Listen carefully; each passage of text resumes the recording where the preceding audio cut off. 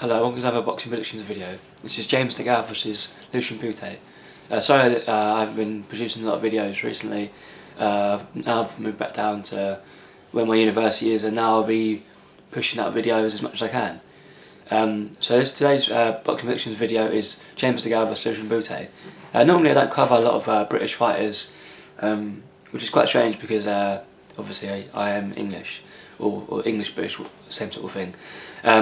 But yeah, so on November 28th, which of course is next month, James Degale will be defending his IBF super middleweight title against a former IBF super middleweight title holder, Lucian Bute. James Degale won the vacant belt, which was vacated by Carl Froch earlier this year, beating Andre Dirrell by Nan's precision in America. That was a tough fight for Degale, I thought, before watching it.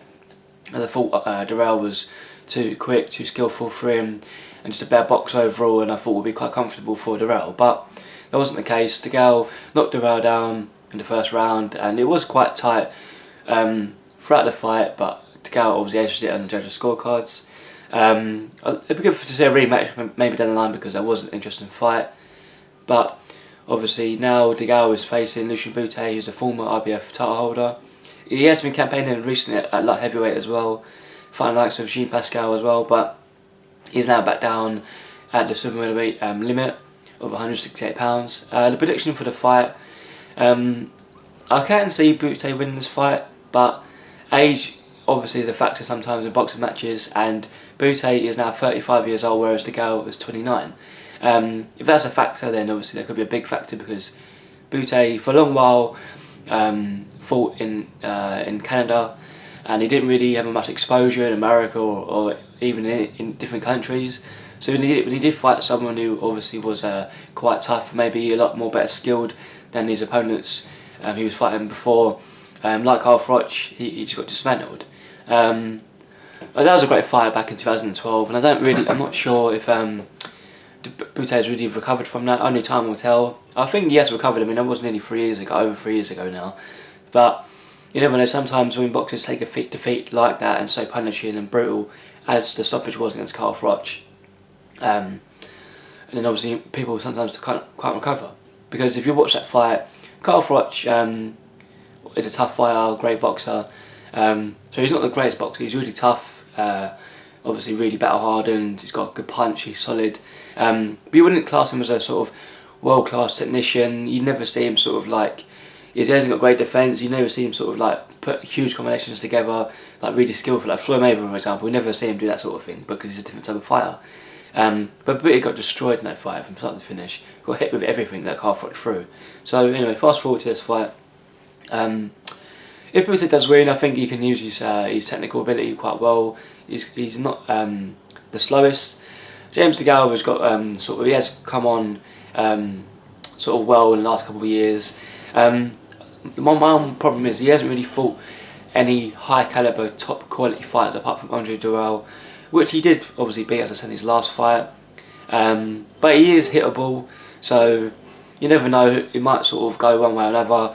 Degale might dominate some parts of the fight. Lucian Bute might dominate other parts of the fight. I could see it going back and forth. It's an exciting fight because they're both exciting fighters. I say that quite a lot in my videos, but it's true, they're both exciting fighters.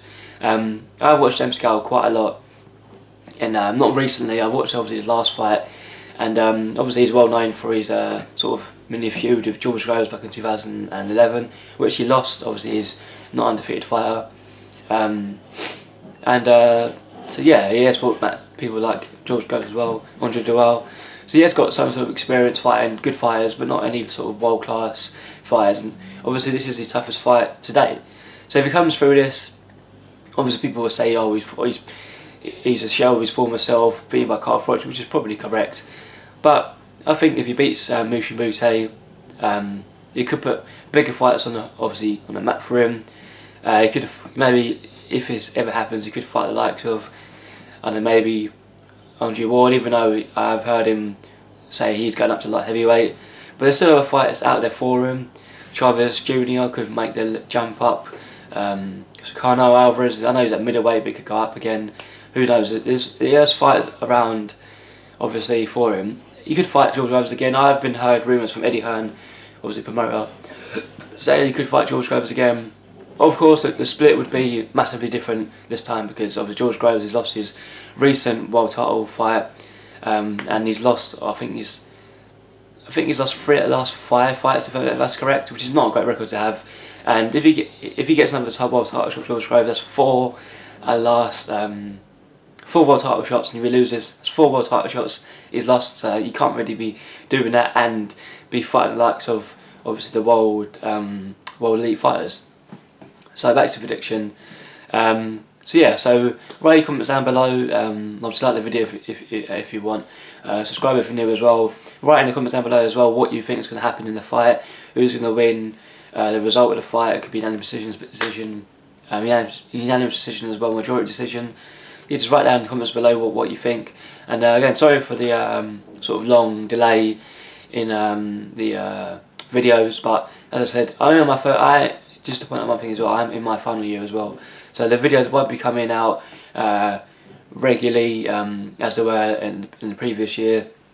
But yeah, so I mean, one week I might have 1 video, another week I might have 2 videos, but I might go a couple of weeks without any videos. So that's just how it's going to go. Just bear with me, I will be bringing up videos as well.